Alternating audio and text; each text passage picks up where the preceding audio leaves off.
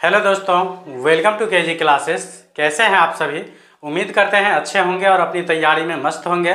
तो चलिए, मैं आज आप लोगों के लिए जो है मंथली एग्ज़ाम जो है उसके अक्टूबर का जो है हिंदी का आज ऑब्जेक्टिव करवाने वाला हूं एक्सप्लेनेशन के साथ। फुल एक्सप्लेनेशन होगा इसमें, तो आप लोग वीडियो के अंत तक ज़रूर देखिएगा। तो चलिए शुरू करते हैं। अगर आप लोग एग्ज़ाम दे के आए हैं तो आप मिला सकते हैं यहाँ से जो आप लोगों को कितना सही हुआ। तो पहला जो क्वेश्चन है यह है, निम्नलिखित में कौन द्रव्यवाचक संज्ञा है? तो द्रव्यवाचक संज्ञा किसको बोला जाता है? तो जिस संज्ञा को हम माप या तौल सकते हैं परंतु गिन नहीं सकते हैं। तो यहाँ देखिए, तेल जो है एक ऐसा संज्ञा है जिसको हम माप तौल सकते हैं लेकिन गिन नहीं सकते हैं। तो इसलिए तेल को हम बोलेंगे द्रव्यवाचक संज्ञा। तो ऑप्शन नंबर डी हमारा करेक्ट आंसर हो जाएगा। बाकी अगर मित्रता की बात करें तो मित्रता जो है ये भाववाचक संज्ञा हो जाएगा। मित्रता कौन सा हो जाएगा? भाववाचक संज्ञा। गुच्छा हो जाएगा समूहवाचक। गुच्छा कौन हो जाएगा? समूहवाचक। और दशहरा किसी खास त्यौहार का नाम है, इसीलिए दशहरा हो जाएगा व्यक्तिवाचक। उसके बाद दूसरा क्वेश्चन हमारा है, जो निम्नलिखित में से कौन शुद्ध शब्द है?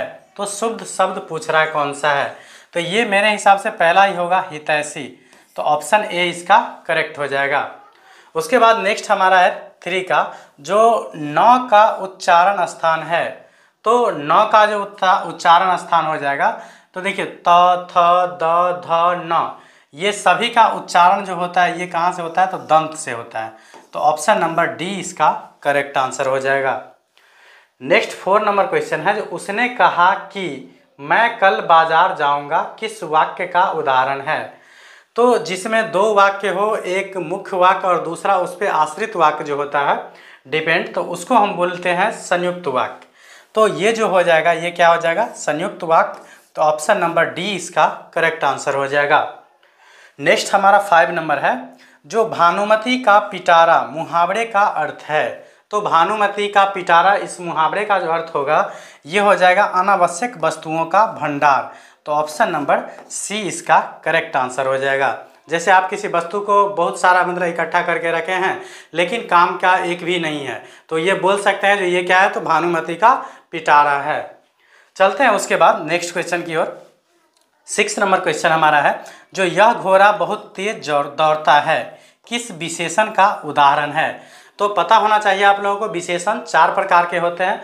तो हालांकि इसमें तो मैं पूरा एक्सप्लेन नहीं कर पाऊंगा, लेकिन नेक्स्ट जो वीडियो आने वाला रहेगा इस चैनल के माध्यम से, वो कंप्लीट आप लोगों को 10वीं के बोर्ड एग्जाम 2025 को टारगेट करके कम से कम समय में प्रयास रहेगा जो आप लोगों के कंप्लीट सिलेबस को रिवाइज कर दिया जाए। तो अगर इसी प्रकार के वीडियो आप लोगों को देखना हो तो चैनल को सब्सक्राइब कर लीजिएगा और अपने दोस्तों के साथ इसे शेयर जरूर कर दीजिएगा। तो ये है, यह घोड़ा बहुत तेज दौड़ता है। तो यहाँ देखिए, घोड़ा क्या है? संज्ञा, और उसके पहले यह क्या है? तो यह है सर्वनाम। तो याद रखिएगा, जो संज्ञा से पहले जो सर्वनाम आता है उसको बोला जाता है सर्वनामिक विशेषण। तो इसलिए यहाँ जो हो जाएगा ये ऑप्शन नंबर सी इसका करेक्ट आंसर हो जाएगा। नेक्स्ट हमारा है, जो बेलन शब्द में कौन सा प्रत्यय है? तो प्रत्यय ऐसे शब्दांश को बोला जाता है जो किसी शब्द के अंत में जुड़कर उसकी अर्थ को मतलब चेंज करता है। तो बेलन में समझ सकते हैं, अगर मेन शब्द इसमें बेल होगा तो इसमें न समझ सकते हैं क्या हो जाएगा? तो प्रत्यय। तो इस प्रकार इसका जो आंसर हो जाएगा ये ऑप्शन नंबर बी होना चाहिए। उसके बाद चलते हैं नेक्स्ट क्वेश्चन की ओर। नेक्स्ट हमारा है 8 नंबर क्वेश्चन। बोला जा रहा है, प्रहार में कौन सा उपसर्ग है? तो प्रत्यय का जस्ट उल्टा होता है उपसर्ग। तो प्रत्यय में क्या होता है? तो कोई भी मतलब शब्दांश के अंत में जुड़ता है तो इसको बोलते हैं प्रत्यय। क्या बोलते हैं? प्रत्यय। और उपसर्ग जो है ये कहाँ जुड़ता है? तो ये शुरुआत में जुड़ता है। उपसर्ग कहाँ जुड़ता है? शुरुआत में। जैसे यहाँ देखिए प्रहार, तो यहाँ जो है मूल शब्द क्या है? हार, इसके पहले जुड़ गया है प्र। तो इस प्रकार से प्र इसमें क्या हो जाएगा? तो इसमें पूछा जा रहा है उपसर्ग, तो यहाँ प्र हो जाएगा उपसर्ग।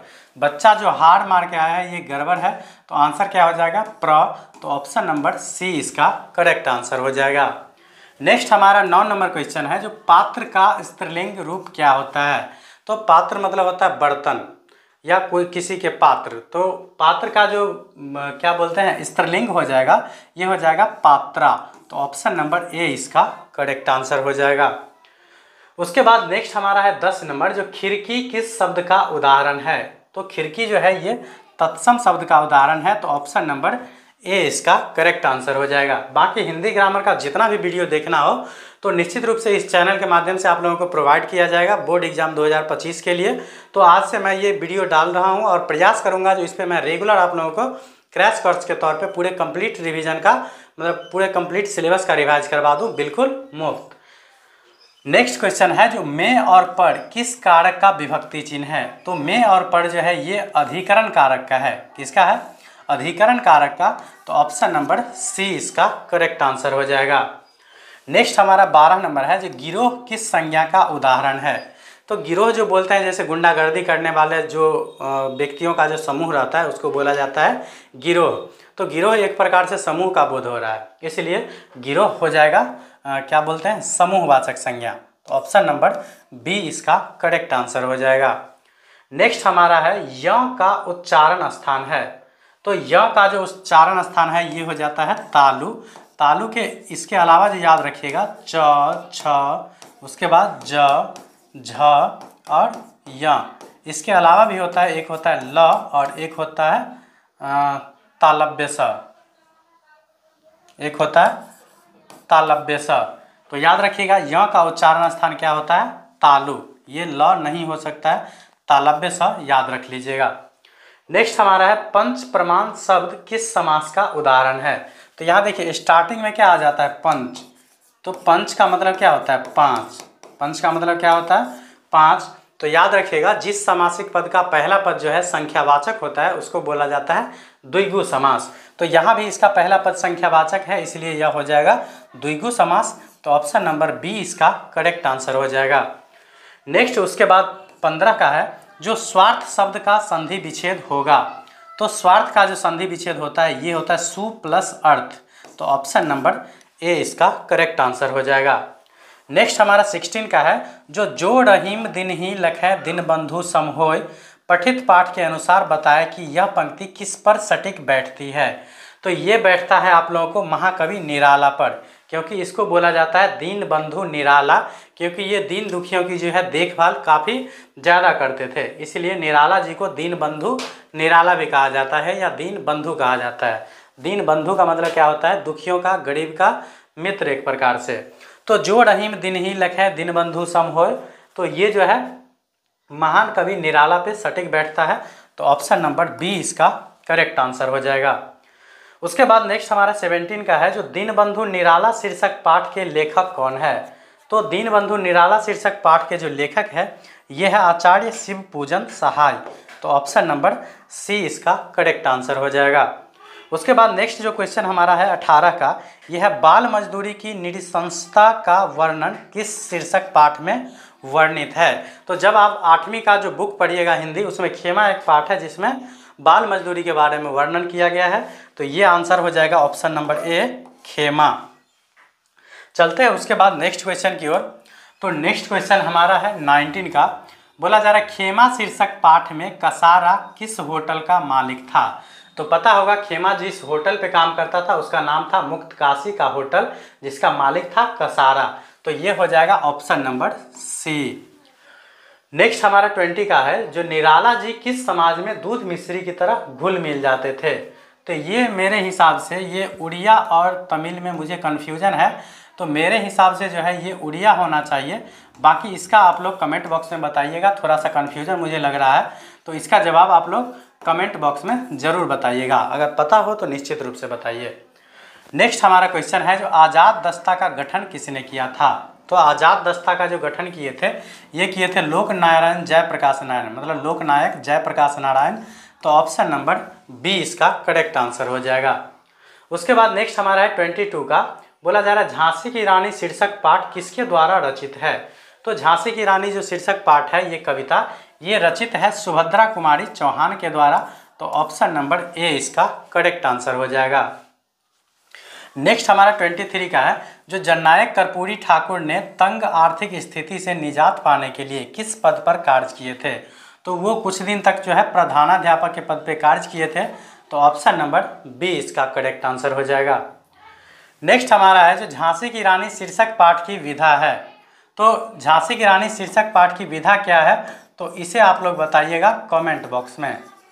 कमेंट बॉक्स में आप लोगों को बताना है जो इसका करेक्ट आंसर क्या हो जाएगा। नेक्स्ट हमारा क्वेश्चन है जो आर्थिक विषमता पर शब्दास्त्र संधान करते समय निराला जी कैसे प्रतीत होते थे? तो ये प्रतीत होते थे अनुरागी। तो ऑप्शन नंबर बी इसका करेक्ट आंसर हो जाएगा। नेक्स्ट हमारा 26 का जो काम निपटाकर कसारा क्या खाने बैठ गया? तो काम निपटाने के बाद कसारा जो है ये रोटी और कुछ प्याज सब था वो खाने के लिए बैठ गया था। तो ऑप्शन नंबर डी इसका करेक्ट आंसर हो जाएगा। नेक्स्ट उसके बाद 27 का है जो याचकों के लिए कौन कल्पतरु थे? तो याचकों के लिए कौन कल्पतरु थे? तो ये थे दीनबंधु निराला, क्योंकि इसके पास जो भी ज़रूरतमंद आते थे ये अपने क्षमता के अनुसार उसको मदद जरूर करते थे। तो याचकों के लिए जो कल्पतरु थे ये थे दीनबंधु निराला। तो ऑप्शन नंबर बी इसका करेक्ट आंसर हो जाएगा। उसके बाद नेक्स्ट हमारा 28 का है जो लक्ष्मीबाई अपने पिता की कैसी संतान थी? तो लक्ष्मीबाई अपने पिता की जो है ये अकेली संतान थी। तो ऑप्शन नंबर ए इसका करेक्ट आंसर हो जाएगा। अगर आप लोगों को इसका पीडीएफ चाहिए सॉल्यूशन वाला तो आप हमारे टेलीग्राम पे अवश्य जुड़े। टेलीग्राम पे आप लोग सर्च कीजिएगा ARTSWALLAH07। इस पे आप लोग सर्च करके कमेंट करना है जो सर मुझे पीडीएफ चाहिए, तो आप लोगों को ये पीडीएफ प्रोवाइड कर दिया जाएगा। उसके बाद चलते हैं नेक्स्ट क्वेश्चन की ओर। तो 29 नंबर है जो जननायक कर्पूरी ठाकुर ने मैट्रिक की परीक्षा किस सन में पास किए थे? तो जननायक कर्पूरी ठाकुर जो है मैट्रिक की परीक्षा पास किए थे ये 1940 में पटना यूनिवर्सिटी से या पटना विश्वविद्यालय से किए थे ये मैट्रिक। तो ऑप्शन नंबर सी इसका करेक्ट आंसर हो जाएगा। नेक्स्ट उसके बाद है बुझा दीप झांसी का तब क्या हो जाएगा यहाँ? डलहौजी के मन हर्षाया। तो इसमें जो रिक्त स्थान हो जाएगा ये डलहौजी हो जाएगा। ये आप लोग झांसी की रानी जब कविता पढ़िएगा तो उसमें आप लोगों को पता चलेगा। तो इसका जो करेक्ट आंसर हो जाएगा ये ऑप्शन नंबर बी हो जाएगा। तो आज के इस वीडियो में मैंने आप लोगों को 10वीं के जो है नन हिंदी है जिसका मैं आज मंथली एग्जाम अक्टूबर का जो है पूरे ऑब्जेक्टिव का एनालिसिस के साथ आंसर बता दिया हूं। तो आप लोग ज़रूर बताया कीजिए जो आप लोगों के लिए वीडियो हेल्पफुल रहा कि नहीं। अगर वीडियो पसंद आए तो लाइक कमेंट जरूर किया कीजिए और इस फैमिली को आगे बढ़ाने के लिए दोस्तों के साथ शेयर जरूर कर दीजिएगा।